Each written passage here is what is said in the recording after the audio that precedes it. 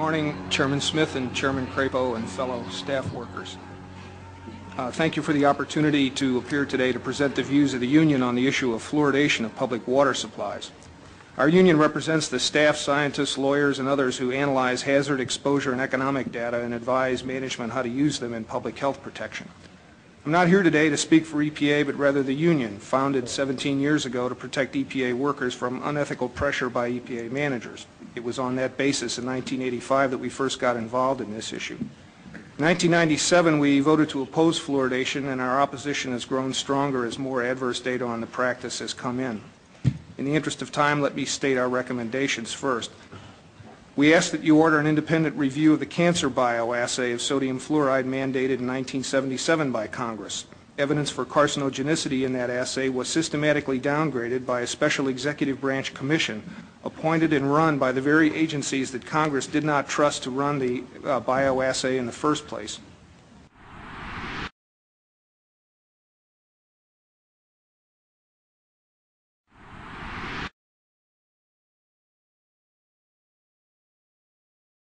That action saved fluoridation temporarily.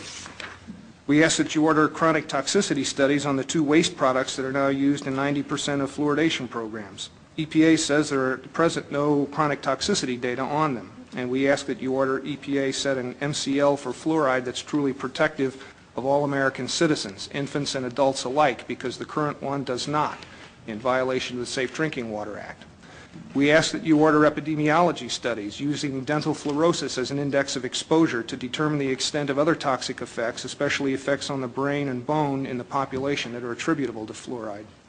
We ask that you convene a joint congressional committee to give this issue the full airing that it deserves. It's been 23 years since the last one, and it's high time for a new one. I offer the following in support of these recommendations. The American people, and especially our children, are getting way too much fluoride.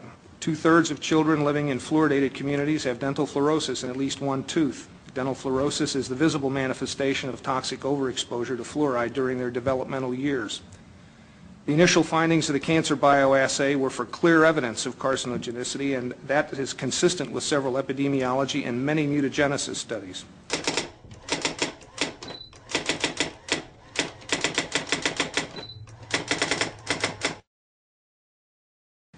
The protected pollutant status that fluoride enjoys within EPA and other federal establishments is remarkable, as the charts over here show. EPA stated regarding the chemical used in 90% of fluoridated communities that, quote, by recovering fluosilicic acid from fertilizer manufacturing, water and air pollution are minimized, and water authorities have a low cost of fluoride. In other words, EPA's solution to pollution by this waste product is dilution, as long as it's not dumped into rivers and lakes, but rather directly into drinking water systems.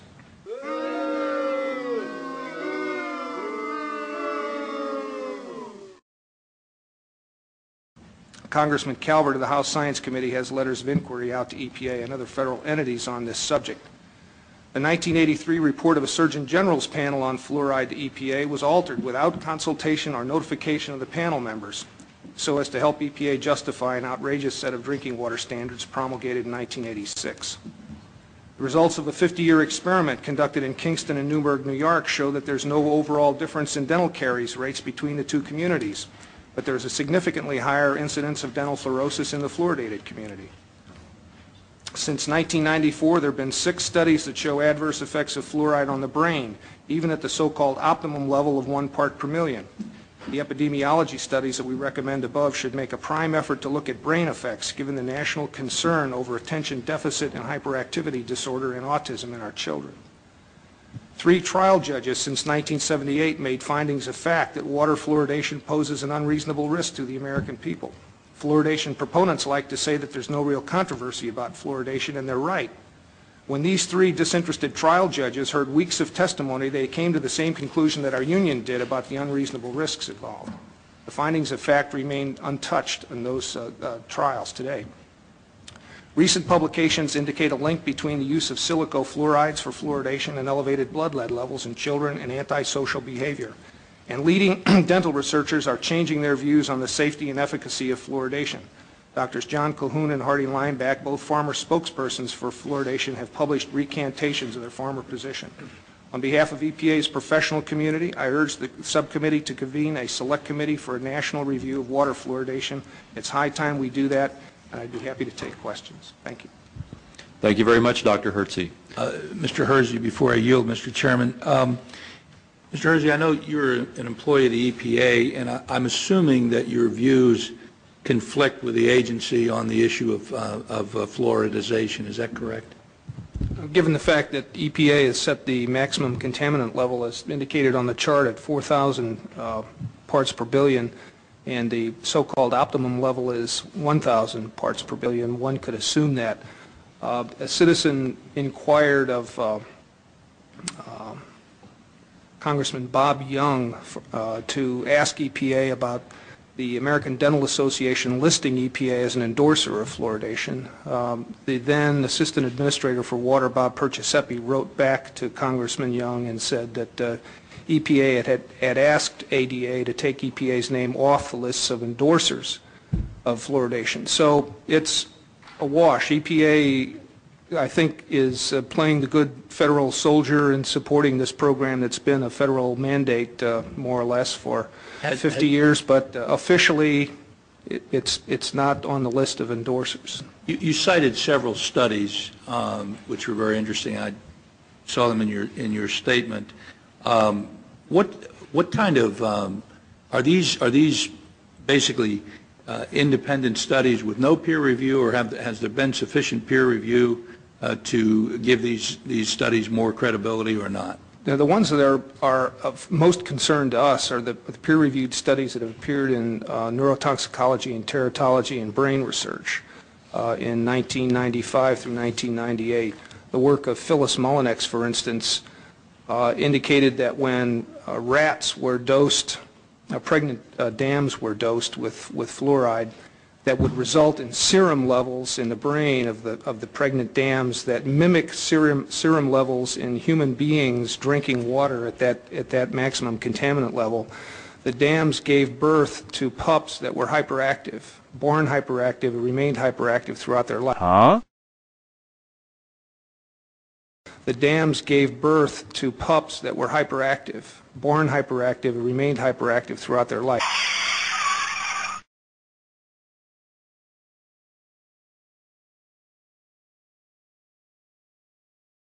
That was the reference in my testimony to asking for a epidemiology study that looked after that particular endpoint. Also in that same journal in 1998, a group of Chinese workers published the results of some research in which they gave basically the same doses that the Mullinex group did, and indicated that there was a depletion of certain critical chemicals in the brain, basically lipids that constitute the neuronal membrane, that could explain on a mechanistic basis the outcome of the Mullinex study. Then in brain research in 1998, a group of researchers, which included an EPA scientist, found that at 1 part per million, sodium fluoride resulted in changes in the cerebrovasculature in the test animals and also kidney damage. Mr. Olson, do you share the concerns expressed by Dr. Hersey on fluoride? Well, I don't consider myself an expert on fluoride, but we certainly think that, first of all, you should know that we sued over the original fluoride standard over 10 years ago, urging that the standard be dropped. We thought a standard of more in the neighborhood of 1 or below was more appropriate because EPA admits that there are dental fluoroses, spots that occur on children's teeth when you get up to the 4 part per million level.